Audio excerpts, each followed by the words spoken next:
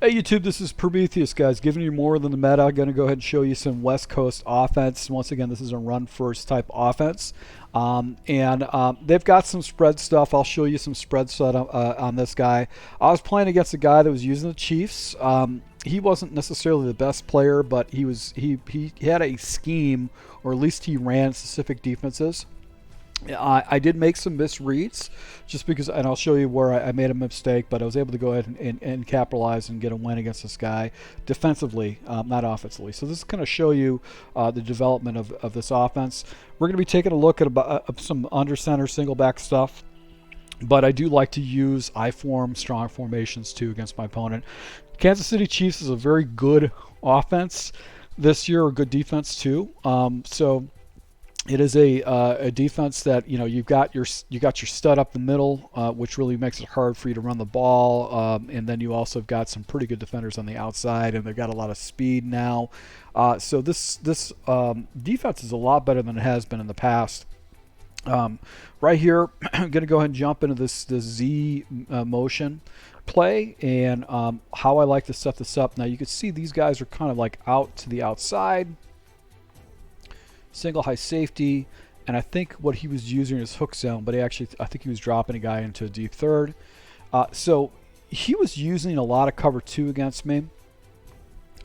Right there, I should have dropped it down to the underneath route because he wasn't doing that, but I actually go ahead and hit it to the flat route by the running back. So this play is pretty good against it, but I'm really looking for something again. Now he presses his guys down, and I go into the stretch. And he actually gives me a look at this. He slides his guys off to this side, and I've got the stretch run going this way. So that was a present. It should have been a huger run than I got, but look at this guy. Doesn't get blocked. The running back, the wide receiver doesn't pick him up at all. That could have been a touchdown if he would have got picked up. So just because he's running cover 2, I decided to go and switch into the single back formation, which is an outside stretch. And his defensive guys just weren't getting picked up by my offensive line, and he was getting some pretty good leverage. So right here, press this guys down. I'm going to go ahead and try to, I think I should be jumping into just a little inside zone right here. I'm going to see if I can get some leverage against the defenders by flipping it off to the right.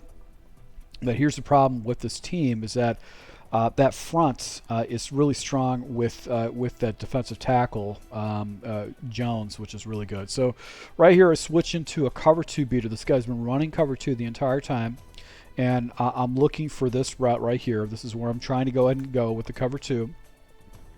39 situation, and I'm able to go ahead and complete it and get the ball down right there. So the defensive back didn't allow me to get any a little bit further, but you can see that was the cover 2 beater. This guy just did not want to get out of cover 2. He wanted to stay with cover 2, and I'm just waiting for him to switch off, but he's just not getting out of it. 2nd and 9. I've got just kind of a little bit better setup. I think I'm going to go ahead and jump into a run off to the left. I'm going to go with the stretch play. Defender doesn't carry. Then I'm going to get the count. Off to the left, I'm going to go and quickly snap that ball for the outside run, but look at this guy. So that's just caught me off guard. So these are the things that you're going to get when you play with the Kansas City Chiefs. So you're going to get these splash plays that are basically a breakdown by the CPU, and it's not because you're doing anything particular. It's just that you're going to get splash plays when you play with like one of the better teams in the game. So now I'm getting a little, a delay of calling my audibles against my opponent. Go ahead and jump into this play once again, which is one of my favorite plays. And all I'm really doing is I'm looking. This is my 1, but he's been playing hard flat. So I'm going to watch the defender. So here's my 1. This is my 2. Here's my 3. And this is my 4 with the setup. I'm going to watch this defender and see his hips. If his hips flip and they go ahead and face towards the sideline, I'm checking away. See how it kind of like he flips? He flips his hips. His butt's pointing that way. That means he's playing a cloud flap. So I have to go to my next read, and you can see the tight end is wide open. He's out of position, and I'm going to go and hit the tight end and actually go ahead and get myself a 1st and goal. So it is 4 seconds left in the clock. I got play from one play right here, and one of the things I decided to start doing when I'm playing a gameplay is that if I get down in the 5-yard line, just start calling goal line and force people to go and stop the run. You have so many options with the run. So right here is where the chains fall off my offensive wagon. He goes into basically just a dollar package, and I try to go and run the ball, but you can see the defender was just floating out of nowhere. There's nobody there to go ahead and take that guy up. So I go into a spread formation to see if I can get an extra blocker out there, and I've got off coverage. And I'm looking to go ahead and look to this route because I've got off coverage right here, and he's got 3 high shell, and nobody's there. But look at this, he gets a blitz off the edge, messes up my offensive line, and now I'm in a bind. I'm a 3rd and 9 situation. Now look at these guys; they're lined up perfectly on these guys right here. So what I'm reading right now is I'm seeing man coverage. This is one of the best defensive plays, worst mistakes I make, because I'm reading man coverage. So I essentially go into, a play that's going to beat man coverage. I've got essentially hook zone. This should be money right here against man coverage because this guy's going to fall up, get out of position, and try to come down and rally the ball. Look what happens after the ball gets snapped. Ball gets snapped. These guys slide out, their butts off to the side. They're falling back in their zones. He's in the box, and this is actually cover 2. He's been playing cover 2 the entire game, but I did not read cover 2 because the guy should be shady on the outside. So I think he might have went ahead and switched things up and showed cover 2 man, but that messed me up. It was a really good adjustment decision by him. And it basically cost me a possession to go up against this guy. So now I'm behind the 8 ball. He actually not only does he score against me, but he also goes ahead and actually takes on a 2-point conversion. So I need to get the ball down into the end zone against this guy and basically go ahead and score. So once again, he's been showing me cover 2. Cover 2 is basically what he's been showing me. So I'm going to go ahead and jump into my cover 2 beater. The lineman is a little bit weird. I think he pulled that guy down with the alignment, and I'm looking for the deep post over the middle of the field, and I just don't like how things look. I've got a lot of pressure in my face right here. I'm unable to get rid of the ball, so I'm going to go ahead and jump into this play. Try to go ahead and try to hit this corner off to the left, and I should be checking it down to the running back underneath, but this guy's just having a field day with my offensive line. So right here, I try to throw that corner. That could have been intercepted. It was just a bad read. I'm still carrying over that frustration from the previous series. So now I'm going to go ahead and jump into this play. I'm going to streak this guy up, and I should be trying to streak up Waddle on the backside. Look to the streak. I've got the check down with the running back, but this guy started getting some good block sheds off the offensive line. So now I jump into this play. He's running cover 2, cover 2, cover 2, cover 2 contain, cover 2, Tampa 2. That's basically all he's running. I'm going to go ahead and jump into this, and I'm going to look for this post right in the middle of the field. So I've been showing this to him. I'm also going to block basically the running back, get myself guys 7 blockers because he's essentially been doing that. Got a little crossing route, pull him out of position. You can see right here, Hill's able to come down with it. Put him in misthrone right there. Now I jump into basically a draw play and go into this particular play, trying to hit him. I read man coverages.